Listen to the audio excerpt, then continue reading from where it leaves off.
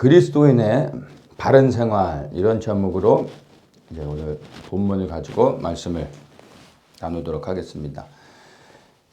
우리가 읽은 이 본문은요, 세 가지의 다른 이야기가 소개되고 있습니다. 각자의 스토리가 다 다른데 이 세 개의 스토리 안에 우리에게 하시는 각각의 말씀들을 우리가 연결해서 한번 같이 보도록 하겠습니다. 첫 번째 보면은 바리새인들이 헤롯 땅을 데리고 예수님께 옵니다.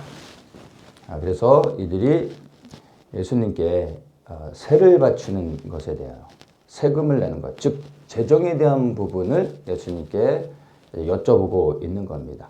이 말씀 한번 우리가 살펴보도록 하겠습니다. 보면은 17절에 바리새인들이 헤롯 땅을 데리고 와서 예수님께 질문을 하는 거죠. 가이사에게 세금을 바치는 것이 가합니까? 불가합니까? 이게 옳은 것입니까? 이게 틀린 것입니까? 묻고 있는 겁니다. 이때 이제 예수님이 18절에 말씀하시죠. 어찌하여 나를 시험하느냐. 예수님이 이들의 질문을 간파하신 겁니다. 궁금해서 예수님께 질문하는 게 아니라 사실은 이 질문을 통하여 예수님을 올무에 걸리게 하려고 하는 악한 의도를 가지고 있는 겁니다. 이 말씀에 배경을 우리가 좀 이해를 해야 되는데 이 바리새인들이 헤롯 땅을 데리고 왔다는 겁니다.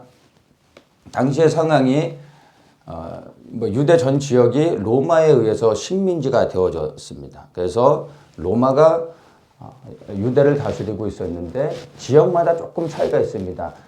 로마의 식민지지만 로마가 직접 군사들을 보내서 직접 관할하는 그런 지역이 있는가 하면 분봉왕이라고 해서 지정해가지고 왕을 세워서 그 왕을 통해 대신 통치하는 경우가 있었습니다. 근데 유대 지역은 헤롯이라는 왕을 통해서 대신 통치하게 하면서 헤롯을 조정하는 거였습니다.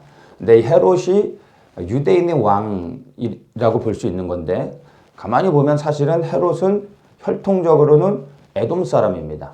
유대인들도 다 아는 것이죠. 그래서 사실은 유대인의 그 왕이라고 말하지만 사실은 유대인들은 인정하지 않고 있는 그런 상황인데 왜 이 바리새인들이 헤롯 땅을 데려왔냐면 이 헤롯 땅은 헤롯을 지지하는 정치적인 세력이었습니다. 그러니까 종교적인 세력이 아니라 로마의 압제 아래에서 헤롯을 중심으로 해서 독립을 하려고 하는 그러한 정치 세력이었다고 이해를 하시면 됩니다.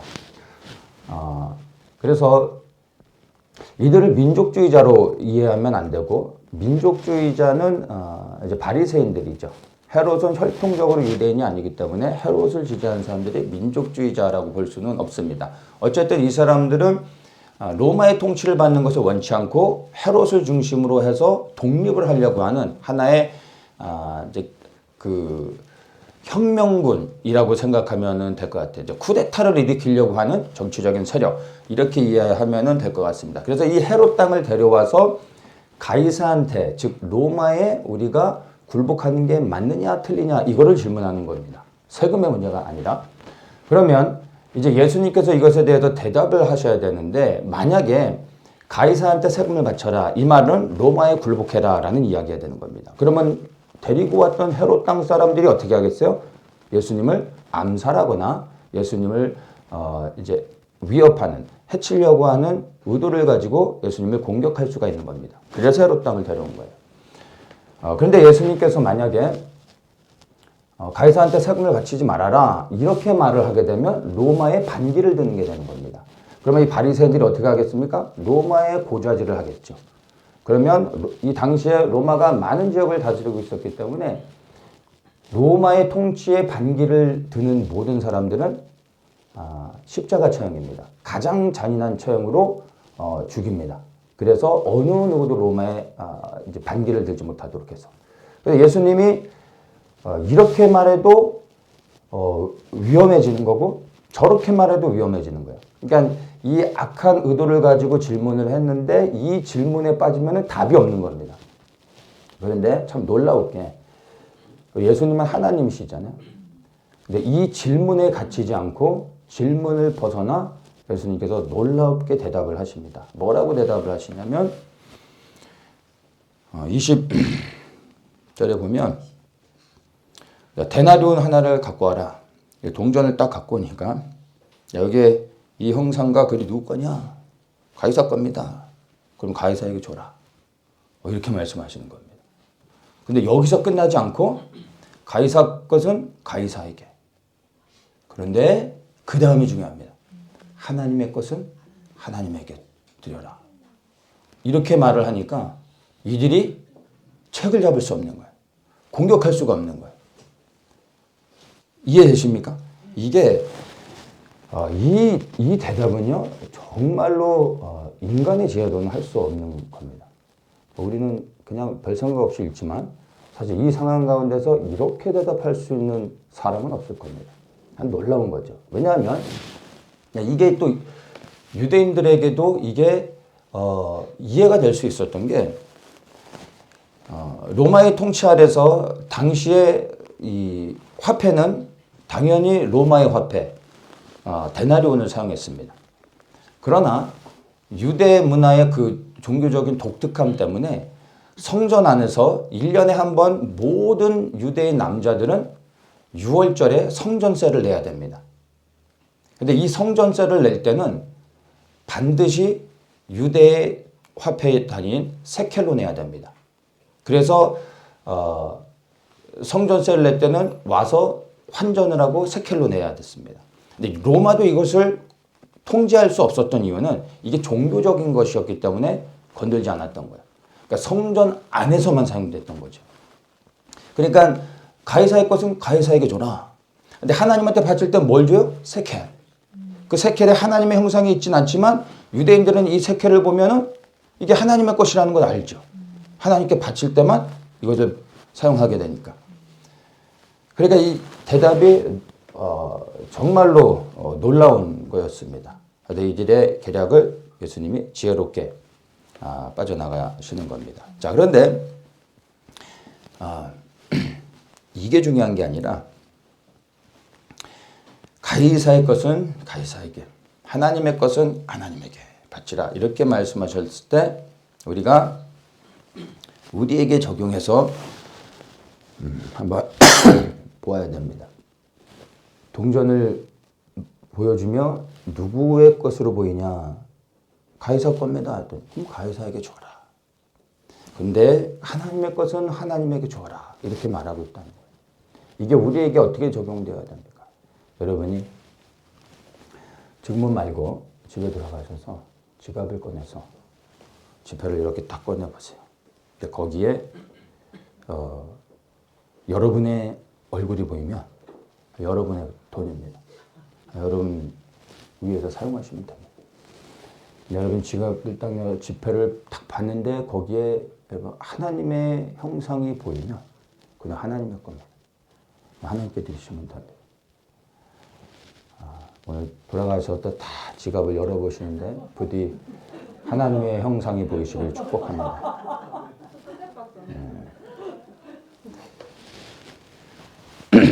우리가 여기서 하나님의 것은 하나님께 바치라 한 이 말씀에 대해서 우리가 곰곰이 생각해 봐야 되는데 이 말씀이 우리에게 영적으로 하고 있는, 주고 있는 그 메시지가 뭔지를 좀 봐야 됩니다. 하나님의 것은 하나님께 바치라. 이게 무슨 의미일까요?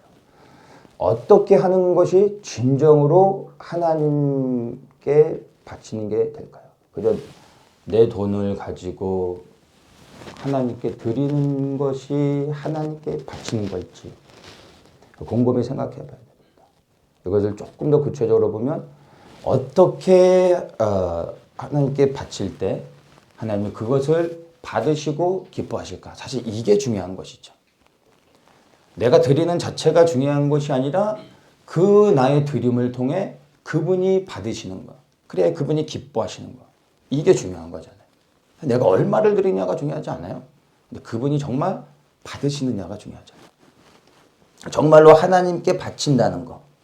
그래야 하나님이 받으시는 것이 무엇인지를 우리가 생각해 봐야 됩니다.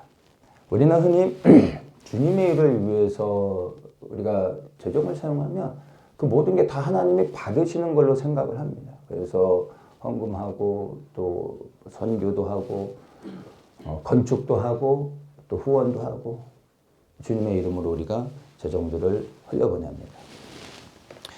그런데 많은 경우 우리가 주님의 일이기 때문에 이 주님의 일을 위해서 우리의 재정을 사용하면 그것은 다 주님의 일이고 그래야 주님이 기뻐하시는 것이고 내가 한 일은 선한 일이다. 하나님이 받으시는 것이다. 라고 생각을 하는데 근데 사실은 그렇지 않습니다. 내가 내 스스로 결정해서 하나님께 드리는 것이 그것이 하나님이 받으시는 게 아니라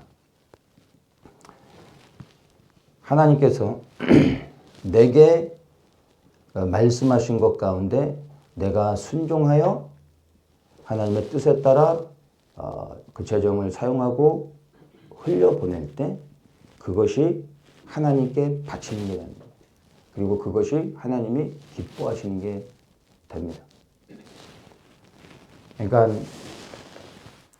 외적으로 보면은 하나님께 드려지는 것은 동일하죠. 그런데 그 내면을 보면 본질의 의도를 보면 다른 겁니다. 내 스스로가 선택하여 내가 하나님께 드리는 것과 하나님이 말씀하셔서 순종하여 하나님께 드리는 것은 다른 겁니다. 재정을 사용함에 있어 그 결정의 주체가 나이냐 아니면 하나님이냐 이 차이가 엄청난 겁니다. 결과적으로 보면 동일한 것 같지만 하나님이 우리를 살피시는 것은 마음의 동기, 중심에서부터 그 결과에 드려지는 모든 것을 보는 겁니다. 그래서 내 생각과 내 의도와 내 결정으로 주님을 위해서 사용하는 것이 아니라 주님께 여쭙고 그리고 구하고 분별하여 순종할 수 있어야 하는 것입니다.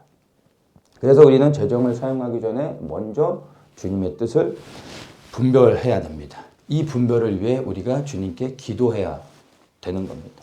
여기서 기도한다라는 것은 그냥 한번 주님 어떻게 할까요? 한번 여쭤보고 그 다음에 내 마음대로 하는 게 아니라 여기서 주님께 재정을 사용하기 전에 먼저 주님의 뜻을 분별하기 위해 기도한다라는 말은 주님께 먼저 여쭙고 그 다음에 기다리고 그리고 주님이 말씀하셨을 때 그것을 분별하고 그 다음에 분별이 되면 주님께 순종하는 겁니다. 그렇게 사용하여질 때 주님께서 받으시고 그것을 기뻐하시며 또 영광을 받으시는 겁니다. 그냥 기도 한번 하고 그 다음에 기도했으니까 내 마음대로 사용하는 것이 아닙니다. 사람들이 재정뿐만이 아니라 대부분의 부분에서 어떤 일을 행하기 전에 먼저 기도하죠. 믿는 분들이 다 주님께 기도합니다. 문제는 기도한 다음에 즉시로 내가 알아서 한다는 거예요. 여러분 기도하시고 난 다음에 주님이 말씀하실 때까지 기다리십니까? 기도는 하는데 우리가 주님이 분명하게 우리에게 말씀할 때까지 기다리지 않고 우리가 스스로 선택해서 행하는 경우가 많습니다. 나름의 이유가 있죠. 기도하고 구해도 말씀 안 하시니까 시간은 채워졌고 뭔가는 결정해야 되니까 하지 않습니까? 네, 너무나 좋은 핑계죠. 그러면 평생 못 듣는 겁니다. 주님이 말씀하시지 않으시면 그리고 주님의 뜻이 분별되지 않으면 그리하여 내가 결정하지 않아 그것으로 인하여 내가 피해를 입거나 내가 망하거나 내가 손해를 보더라도 내가 주님께만 순종하겠습니다. 나는 결단이 되어졌습니다. 진짜 망한다 할지라도 진짜 내가 손해를 본다 할지라도 주님 말씀할 때까지 기다린다면 주님이 망할 때까지 두시겠습니까? 그런 분이십니까? 반드시 말씀해 주십니다. 근데 우리는 그 임계점을 통과하지 못하는 겁니다. 그리고 급해서 이제 시간이 채워지면 어쩔 수 없이 하나님 말씀 안 하셨으니까 내 책임이 아닙니다. 하나님이 말씀 안 하셨기 때문에 내가 어쩔 수 없이 이렇게 하는 겁니다. 라는 익스큐즈를 만드는 경우가 많습니다. 정말로 주님께 순종하려고 한다면, 그리고 재정뿐만 아니라 모든 것의 결정인 내가 아닌 나는 그저 종이고 결정은 주인이신 주님이 하시는 겁니다. 그래서 난 주님이 말씀하실 때까지 나는 아무것도 하지 않겠습니다. 라고 할 때 주님 그걸 기뻐하시고 그 마음에 중심을 하신다면 반드시 우리에게 너무나 분명하게 깨달을 수 있도록 말씀하십니다. 재정에 대한 부분뿐이 아니라 모든 영역에서. 그래서 여러분 끝까지 주님의 말씀하실 때까지 기다릴 수 있어야 됩니다.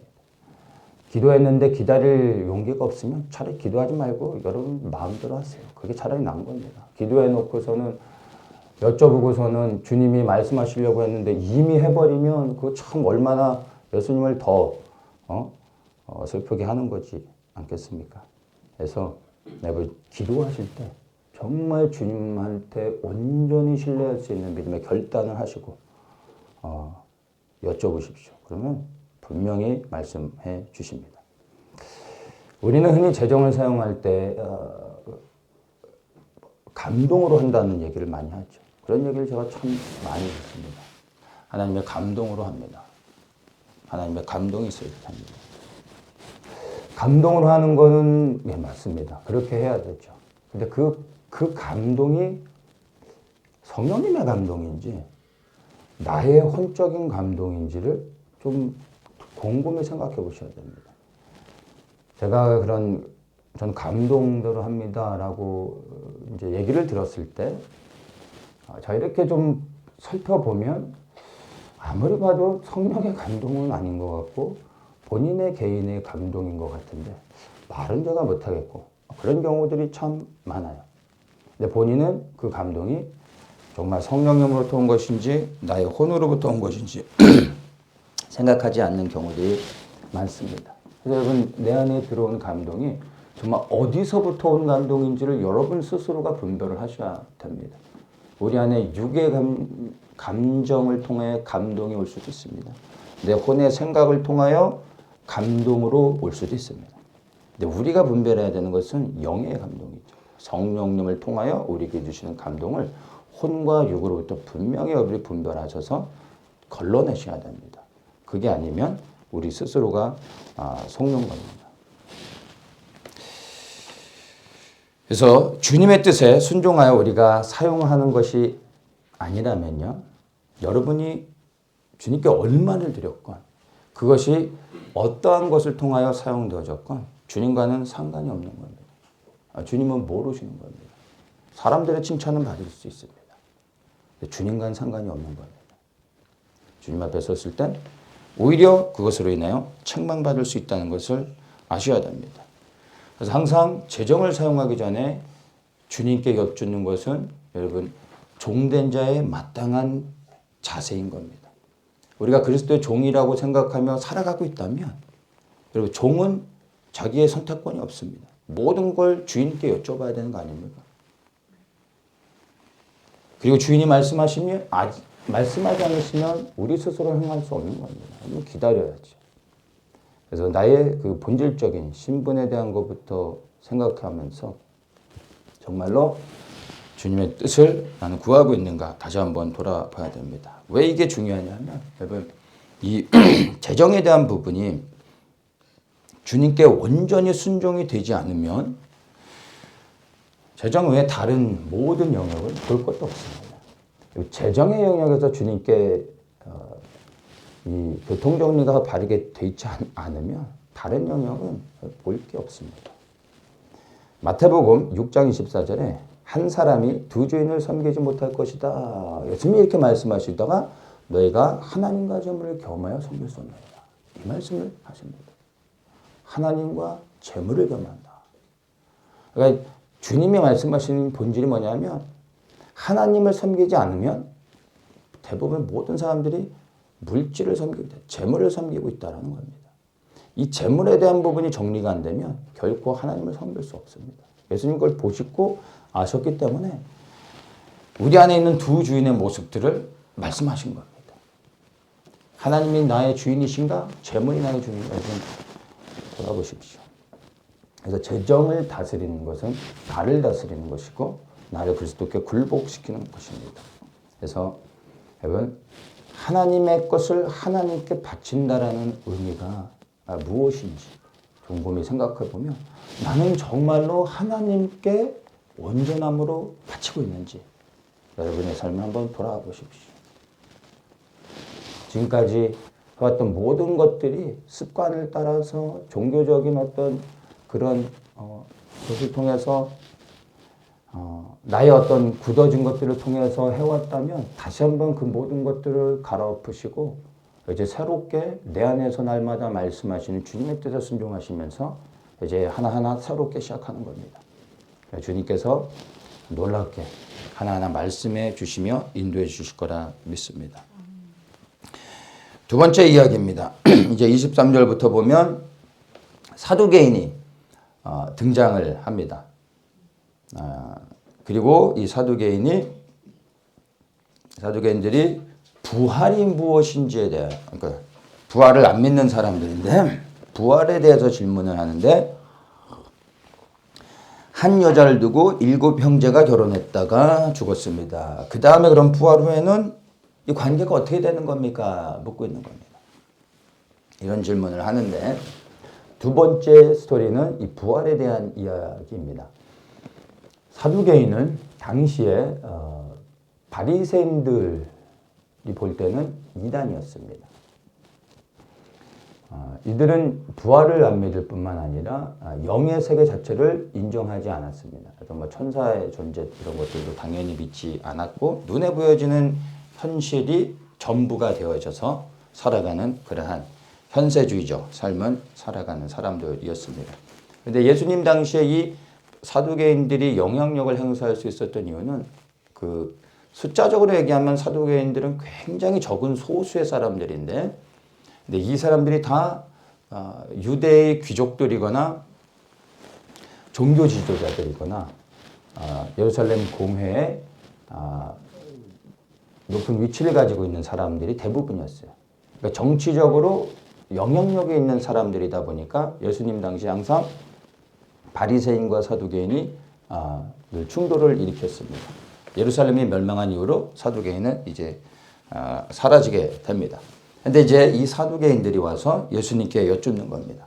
부활에 대한 궁금증을 묻는 게 아니라 사실은 부활은 없다. 그러면서 이것을 질문하면서 예수님을 사실은 조롱하는 겁니다.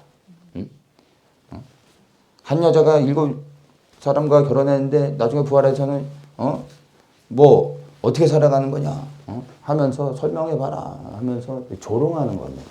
그런데 이 부분에 이제 예수님이 말씀하십니다. 우리가 좀 이해해야 되는 게 본문에 대해서 그냥 본문에서 말하고 있는 것까지만 얘기를 하겠습니다. 유대 당시 그 당시에 팔레스타인 지역의 문화적인 특성상 결혼을 하고 남자아이를 반드시 낳아서 족보를 이어가야 됩니다. 이것이 유대인들에게 너무나 중요한 부분이었는데 남자아이를 못 낳고 죽으면 가까운 친척 중에서 형제가 결혼을 해서 남자아이를 낳아줘야 됩니다. 그렇지 않으면 사회적으로 지탄을 받는 거예요. 그래서 거부하면 그 사회에서 이제 거진 왕따가 되는 겁니다. 그래서 이 한 여인을 두고 7 형제가 결혼했다라는 이런 스토리를 만들어서 예수님께 질문하는 게 이게 어거지가 아니라 유대 사회에서 실제로 있을 수 있는 일입니다. 첫째 형이 결혼했는데 아들을 낳지 못하고 죽었어요. 그러면 가장 가까운 친척 중에 첫 번째 대상이 결혼을 해줘야 됩니다. 그래서 남자를 낳아줘야 되는데 누구겠습니까? 일단은 형제죠. 그 둘째가 결혼을 하는 겁니다. 근데 둘째도 죽었죠. 셋째도 죽고 7째까지 다 죽었습니다. 그렇죠? 그러니까 이제 부활하고 난 후에는 그러면은 이 여인은 누구의 아내가 되느냐? 합리적으로 물어볼 수 있는 거죠. 어떤 혼의 세계에서는. 근데 예수님께서 그것에 대해서 말씀하시죠. 너희가 성경도 하나님의 능력도 알지 못하는 거로 오해했다. 부활 때는 장가도 안 가고 시집도 안 가고 하늘에 있는 천사들과 같다. 천사와 같다. 이렇게 이제 말씀을 하고 있습니다. 천사와 같다라고 말씀을 하신 의도는 결혼하지 않는다라는 것을 이야기하는 거예요. 근데 왜 이 결혼하지 않는다라고 말씀하셨는지 단순히 그냥 결혼을 안 한다는 것으로 받아들이면 안 되고 이 결혼을 안 한다라는 말씀 안에 담겨져 있는 배경, 영적인 배경들을 우리가 봐야 됩니다. 하나님께서 아담을 창조하시고 난 다음에 아담에게 생육하고 번성하여 땅에 충만하라. 땅을 정복하라.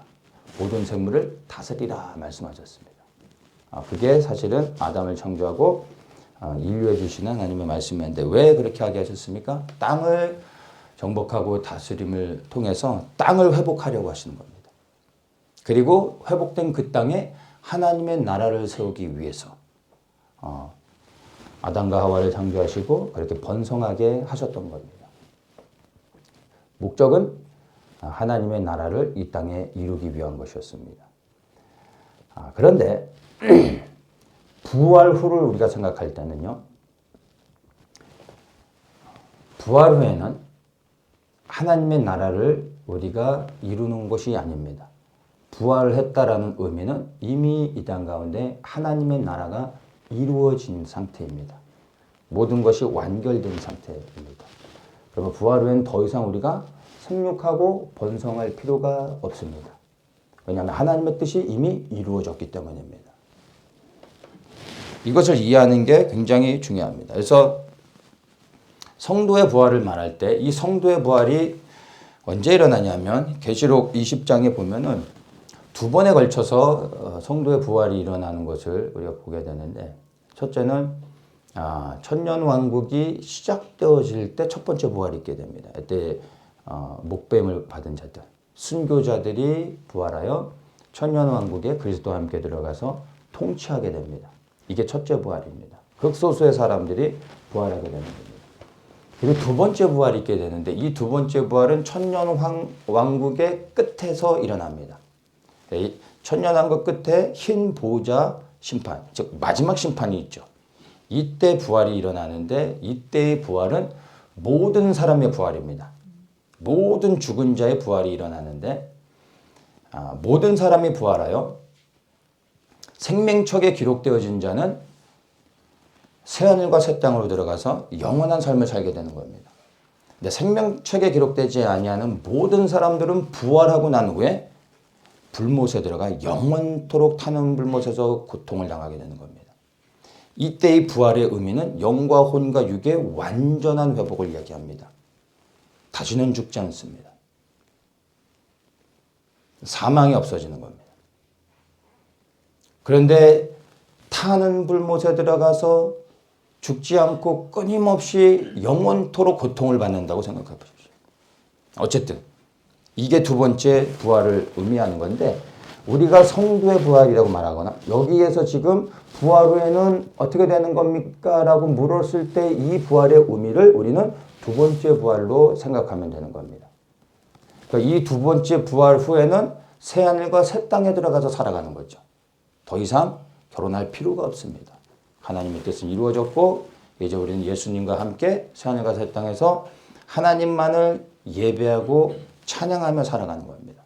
정확하게는 우리가 새하늘과 새 땅 가서 어떻게 살아갈지는 아무도 모릅니다. 그 부분은 정확하게 설명하고 있지 않기 때문에 중요한 것은 어쨌든 하나님 한 분만을 예배하며 영원토록 우리가 하나님을 섬기며 살아간다는 것입니다.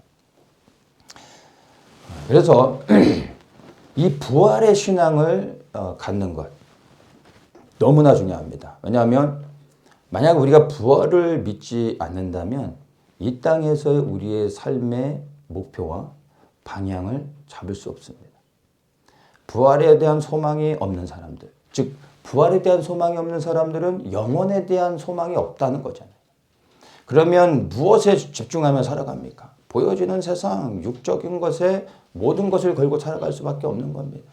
그래서 내가 가진 것들을 가지고 내가 즐기고 나의 행복과 평안을 구하는 것이 전부일 수밖에 없는 겁니다. 근데 정말 부활을 믿는 자들이라면 그래야 영원한 삶을 소망하고 기다리고 있는 사람들이라면 이 땅에서의 삶의 자세가 달라질 수밖에 없는 겁니다. 삶의 목적이 바뀌어지게 되는 겁니다. 그래서 부활을 믿지 못한 사람은 이 세상에서의 삶의 목적을 발견할 수가 없습니다.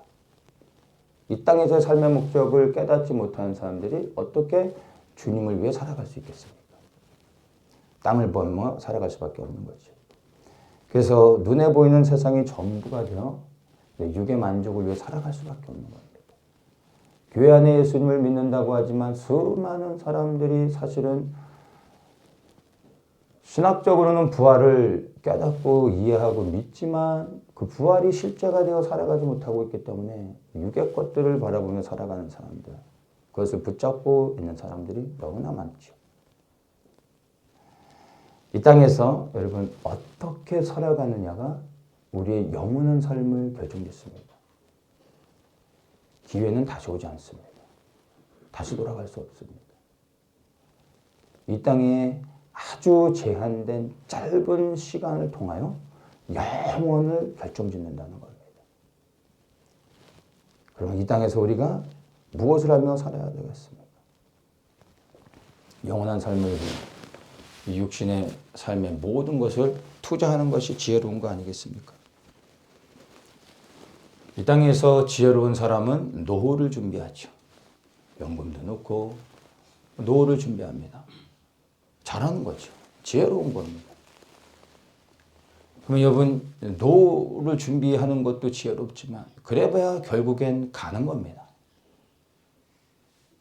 그러면 노후를 준비하는 것도 지혜로운 것인데 여러분 영원한 삶을 준비하는 것은 얼마나 더 중요하고 지혜로운 게 되겠습니까? 노는 좀 실패해도 괜찮습니다. 좀 불편하게 살 수는 있겠지만 어쨌든 끝나는 겁니다. 어쨌든 갑니다. 근데 여러분 영원한 삶을 준비하는 것을 실패하면요, 여러분 후회도 소용이 없는 겁니다. 무엇을 먼저 준비해야 되겠습니까? 노후 준비하고 영원한 삶을 준비하느냐? 영혼을 위해 모든 걸 투자해 준비해야 됩니다. 노후 준비도 뭐 1, 2년 해가지고 되는 게 아니잖아요. 평생 뭐 준비하시잖아요. 영원한 삶을 위해서는 모든 걸 던져야 됩니다. 그래야 영원을 얻을 수 있는 겁니다. 근데 그것만큼 확실한 투자가 세상에 어디 있겠습니까? 여러분, 노후를 준비하고 계십니까? 영혼을 준비하고 계십니까? 여러분이 삶을 돌아보십시오. 그리스도인들이 부활을 믿습니다. 그러나 정말 그 부활이 나에게 있어서 실제적인 사건으로 온몸으로 체감하며 그 부활을 내 개인의 부활을 소망하며 준비하는 사람들이 정말 얼마나 있는지 고민이 됩니다. 초대교회 성도들이 죽음 앞에서도 끝까지 믿음을 지키고 끝내는 죽을 수 있었던 것이요. 부활에 대한 소망이 있었기 때문이에요. 이 소망이 없이는 어찌 죽을 수 있겠습니까? 지금 우리에게 고난과 핍박이 다가오고 있지 않습니까? 이것을 어떻게 피할 것인가가 우리의 고민이 되어서는 안 됩니다. 나는 준비되어 있는가? 부활에 대한 소망이 내 안에 있는가? 내가 끝까지 믿음을 지킬 때 주님이 비록 내가 이 땅에서 죽을 수 있어도 그러나 주님이 내 생명을 받아주셔서 사망에서 건지시고 나를 부활케 하셔서 영원토록 하나님 앞에서 살게 해주실 것을 믿는가? 이 믿음이 있다면 끝까지 이 믿음의 고백을 지키며 주님 앞에 온전히 설 수 있는 것입니다. 그 어느 때보다 부활에 대한 믿음과 소망을 가지시기를 예수님의 이름으로 축복합니다. 사두개인들이 죽은 자의 부활을 말할 때 주님께서 하나님은 삼자의 하나님이다 이런 말씀을 이제 이어서 하십니다. 22절에 31절에 죽은 자의 부활을 의논할진대 하나님이 너희에게 말씀하신 바 나는 아브라함의 하나님이요 이삭의 하나님이요 야곱의 하나님이로다 하신 것을 읽어보지 못했느냐. 하나님은 죽은 자의 하나님이 아니요 산 자의 하나님이시니라. 이 말씀을 제가 좀 설명을 하겠습니다. 왜냐하면 이 말씀은 굉장히 중요한 부분인데 아마 성경을 깊이 묵상하신 분들은 한 번씩은 고민해 보셨을 그러한 내용일 것 같습니다. 구약도 그렇고 신약에서조차도 툭 하면 아브라함의 하나님, 이삭의 하나님, 야곱의 하나님 이렇게 나오시죠. 그래서 항상 하나님께서 이스라엘 백성들에게 나타나실 때 아이야의 하나님으로 나타납니다. 그래서 말씀하셨어요. 내가 아브라함의 하나님, 이삭의 하나님, 야곱의 하나님이다. 툭 하면 이렇게 말씀하죠. 근데 이것을 신약에서도 사용합니다. 아브라함과 이삭과 야곱의 하나님. 늘 자신을 소개할 때도 하나님은 아이야의 하나님으로 소개하고 있다는 겁니다. 이 의미가 무엇인지를 우리가 이해할 필요가 있습니다. 첫 번째는 창세기 12장부터 제가 한번 보겠습니다. 아이야의 하나님이 갖고 있는 그 의미, 왜 그렇게 말씀하시는지 보면 창세기 12장에 하나님께서 아브라함을 찾아오셔서 말씀하시죠. 내가 너를 복의 근원이 되게 하겠다. 이렇게 말씀하십니다. 이때는 언약이 아닙니다. 그냥 말씀하시는 거예요. 일방적으로. 내가 이렇게 해주겠다. 그리고 나서 15장에 다시 찾아오십니다. 그래서 그때 하나님께서 이때 언약을 해주시는 겁니다. 언약을 해주시면서 내 몸에서 후사가 날 것이다. 내 자손이 이와 같을 것이다. 어떻게 같다고요? 하늘을 우러러 하늘을 우러러 무뼈를 셀 수 있나 보라. 내 자손이 이와 같을 것이다. 구체적인 언약을 해주시죠. 말씀하십니다. 그러면서 18절에 보면 그날에 여호와께서 아브라함을 더불어 언약을 세워. 이때 언약이 되어지는 겁니다. 창세기 15장에서 하나님이 아브라함과 언약을 체결하십니다. 그리고 이렇게 언약을 체결하신 다음에 17장 7절에 보면 내가 내 언약을 나와 너와 내 대대 후손의 사이에 세워서 영원한 언약을 삼고 너와 내 후손의 하나님이 되리라. 언약을 15장에서는 언약을 세웠는데 17장에서 보면은 이 언약을 영원한 언약이라 말씀하십니다. 그 영원한 언약의 내용이 뭐냐면은 18절에 내가 너와 내 후손에게 너의 우고한 이 땅 곧 가나안 일경으로 주어 영원한 기업이 되게 하고 나는 그들의 하나님이 되리라. 하나님께서 아브라함과 맺으신 영원한 언약이 뭐냐면 내가 그들의 하나님이 되겠다. 그들이 누굽니까? 아브라함의 후손. 하나님이 아브라함과 맺은 영원한 언약은 대상이 누굽니까? 후손입니다. 언약의 당사자는 언약한 사람은 아브라함인데 그 언약의 실제적인 수요자는 아브라함의 후손들인 겁니다. 하나님은 아브라함과 언약하셨지만 그 언약의 혜택을 받는 자들은 아브라함의 후손들인 겁니다. 이 아브라함 후손들을 향하여 영원한 언약을 맺으셨던 겁니다. 17장에 영원한 언약 이렇게 말씀을 하십니다. 그리고 나서 이제 26장에 보면은 이제 아브라함을 만나실 때 이제 아브라함의 하나님이 되셨죠. 26장 24절에 보면 하나님께서 이삭에게 나타나십니다. 그러면서 이삭에게 이렇게 말씀하십니다. 나는 내 아비 아브라함의 하나님이다. 난 너희 하나님이다 말하지 않아요? 아브라함의 하나님이다. 왜냐하면 아브라함에게 언약하셨잖아요.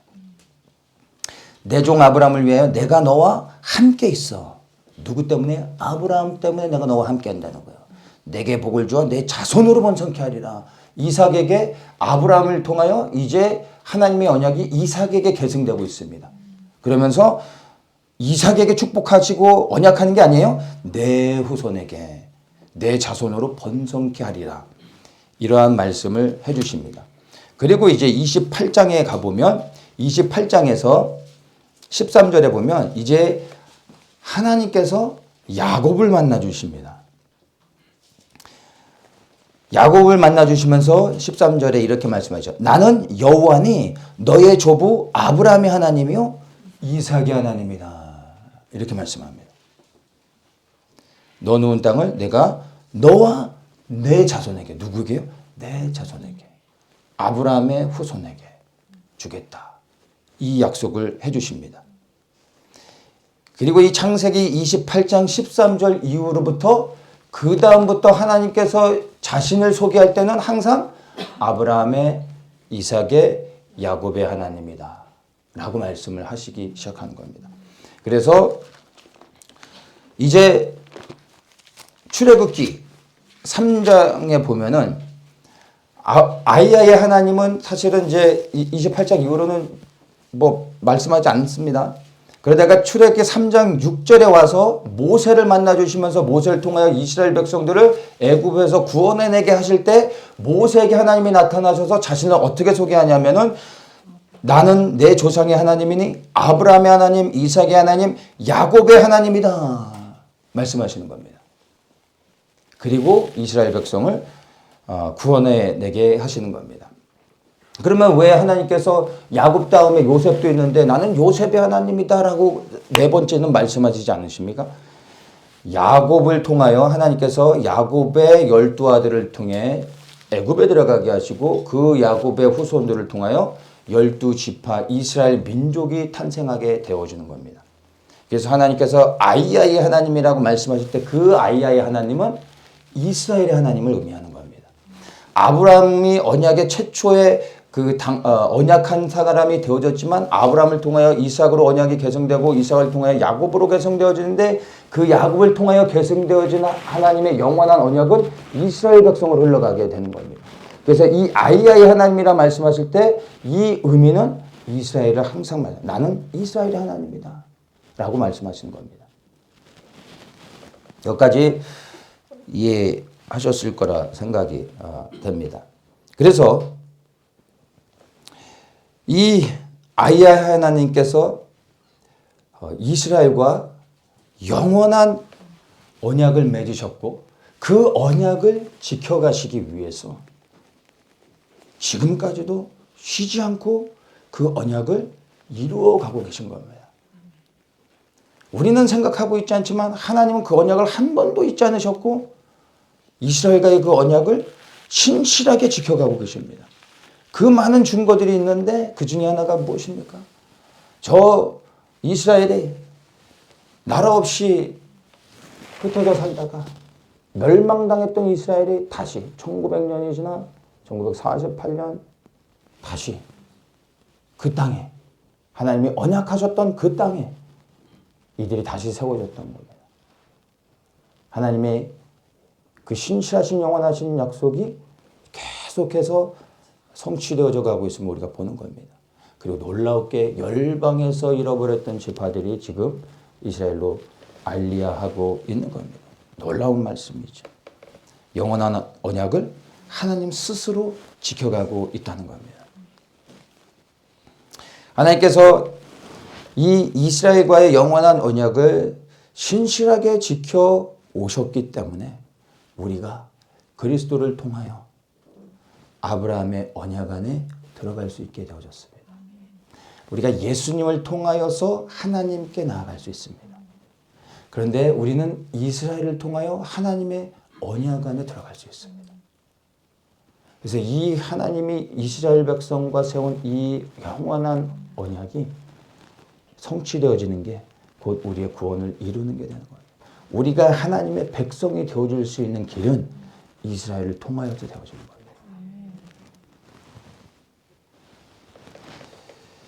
우리가 이스라엘 위해 기도해야 되는 이유가 여기에 있는 겁니다.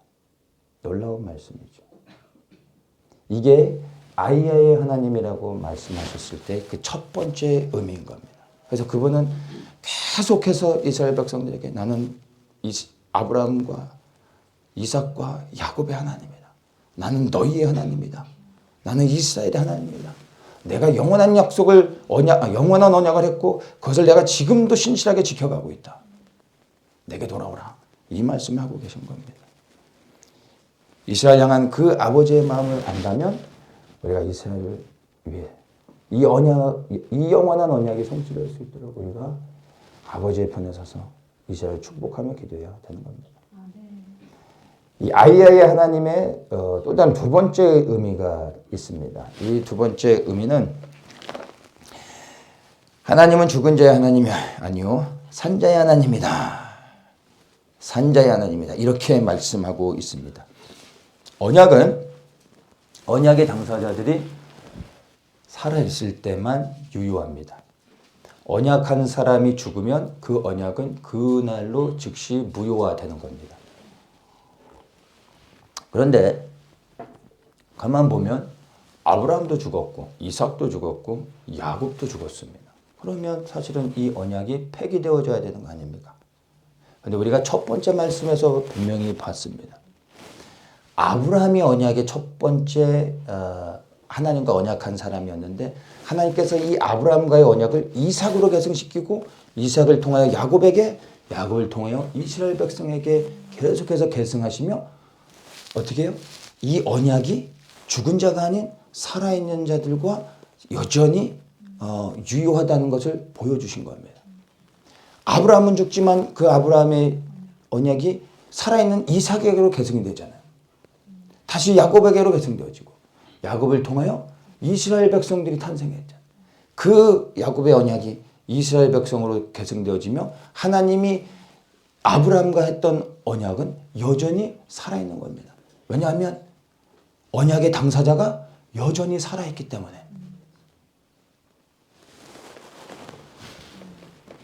이 아브라함과 언약하셨지만 언약의 실제적인 수혜자는 그 후손 이스라엘이라는 것을 우리가 기억해야 됩니다.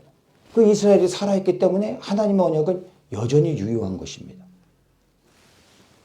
그래서 우리가 이스라엘 민족 하면 아이야의 하나님, 이스라엘 이렇게 생각할 수 있는 것입니다. 그래서 아이야의 하나님, 이스라엘의 하나님.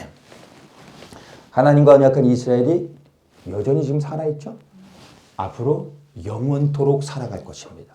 그래서 하나님이 이스라엘과 맺은 이 언약이 영원한 것입니다.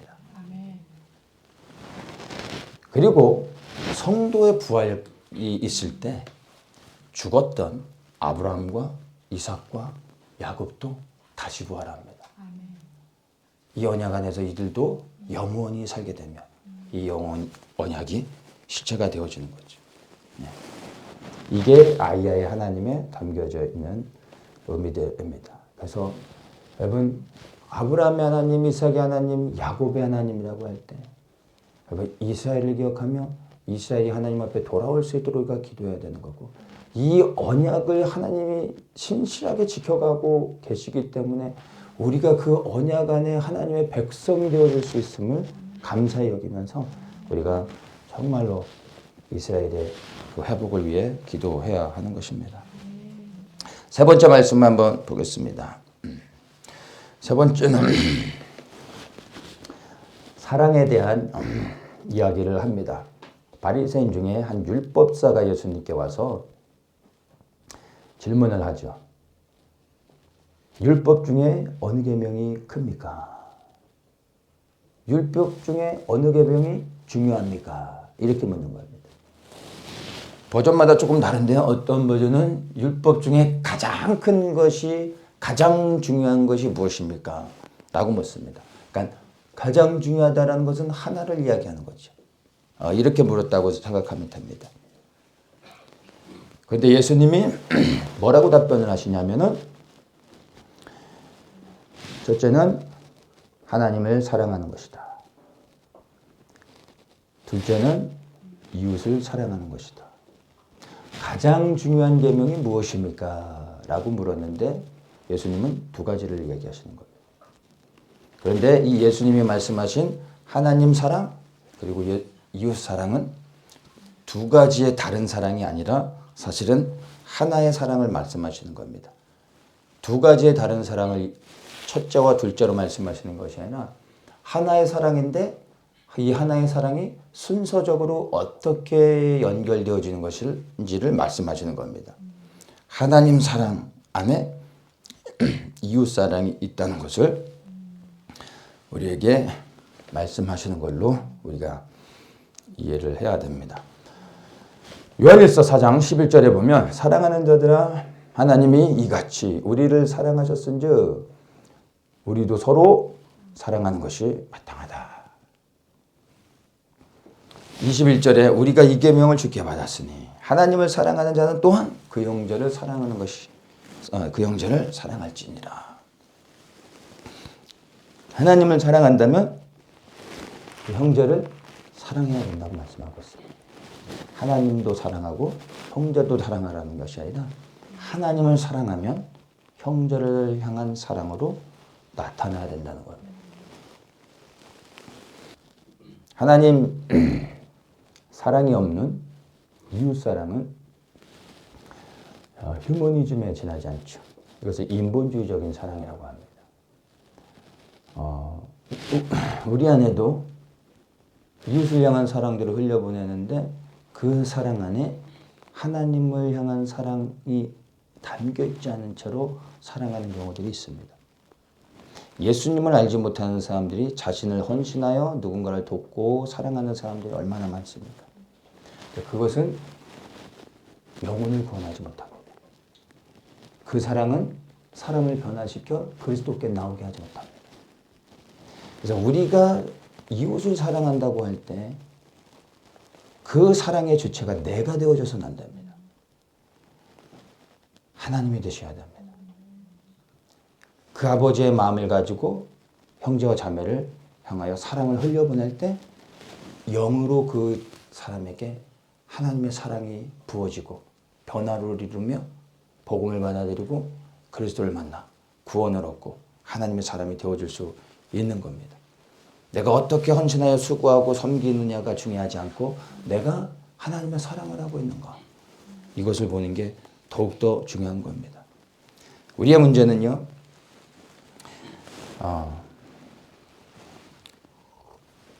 하나님을 다들 너무나 사랑하지만 우리 안에 있는 그 하나님의 사랑이 형제와 자매를 향해 흘러가지 않는다는 겁니다.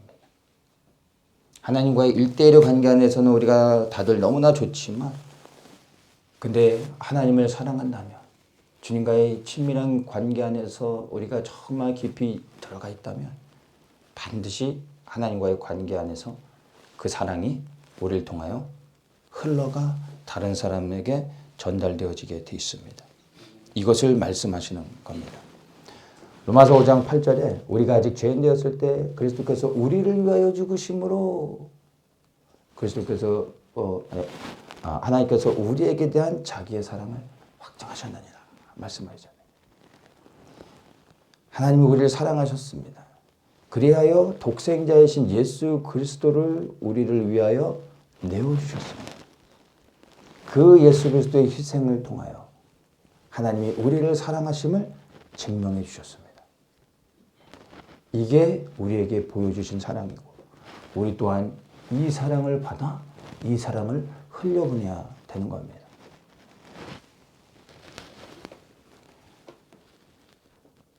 여러분들이 하나님을 사랑하고 있다면 여러분 안에 있는 하나님에 대한 그 사랑이 이제는 흘러가 또 다른 하나님이 사랑하길 원하는, 그리하여 구원하기 원하는 그 형제와 자매들에게 증거되어야 됩니다. 그리하여 우리가 하나님을 사랑하고 있다는 것을 증명해 보여야 되는 겁니다. 여러분 개개인에게 한번 적용하시면서 하나님을 향한 나의 사랑이 고여 있는가? 그래야 흘러가지 못하고 있는가? 아니면 그 사랑이 흘러가 하나님이 구원하기 원하는 그 영혼들에게 생명을 주고 있는가? 여러분 한번 돌아보십시오. 공동체적으로 보면 우리 더 처치에 하나님의 사랑이 부어졌습니다. 그래서 그 사랑이 너무 감사해서 그 사랑의 부담을 가지고 우리가 한 번도 보지 못했지만 저 북한에 지난 그 성도들을 우리가 예수님의 사랑으로 그들을 품는 거고, 비판받고 있는 수많은 교회 성도들을 위하여 기도하고, 저 예루살렘 하나님의 백성 이스라엘을 바라보며 그들을 위해 기도하며 그리스도의 사랑이 우리를 통하여 그들에게까지 정말 충만히 채워지길 우리가 기도하며 그 거룩한 부담감을 가지고 우리가 나아가고 있는 것입니다. 여러분 안에 담겨져 있는 하나님에 대한 여러분의 기쁜 사랑이, 여러분 이제는 가다두지 마시고 그 사랑이 흘러갈 수 있도록 여러분 여시고, 여러분 누구를 향하여 하나님의 사랑이 흘러가야 되는지, 그리고 그 영혼들을 향하여 아버지의 마음으로 사랑할 수 있게 해달라고 기도하셔야 되는 겁니다. 우리가 진정으로 하나님을 사랑할 때 먼저 하나님의 것을 하나님께 온전히 바칠 수 있게 되어질 것입니다. 우리가 진정으로 하나님을 사랑하게 될 때 죽은 자를 살리시는 이 부활의 하나님을 믿고 우리의 생명을 드려 주님 앞에 순종할 수 있게 되어지는 겁니다. 그리고 이 하나님의 사랑을 흘려보내서 열방이 주께 돌아올 수 있도록, 주님의 뜻이 이루어질 수 있도록 섬기는 것입니다. 우리 서처치 안에 사랑하는 모든 성도님들 안에 주님의 사랑이 깊이 부어지고 그 사랑이 흘러가기를 축복합니다. 주님, 우리가 예수님을 믿는다고 하지만 우리의 삶이 진정으로 그리스도인답게 주님 앞에 드려지고 있는지 돌아봅니다. 무엇보다 아버지를 향한 우리의 사랑이 다시 새롭게 우리 안에 충만히 채워지게 하여 주시고, 그 사랑을 그리스도의 이름으로 축복하며 흘려보내 오늘 이 시간에도 구원하기 원하시는, 돌아와 구원받아야 된 하나님의 백성들에게 흘러가게 하여 주시옵소서. 그 일들을 위하여 주님, 우리의 모든 것을 드려 우리가 주를 위해 헌신하게 하여 주시옵소서.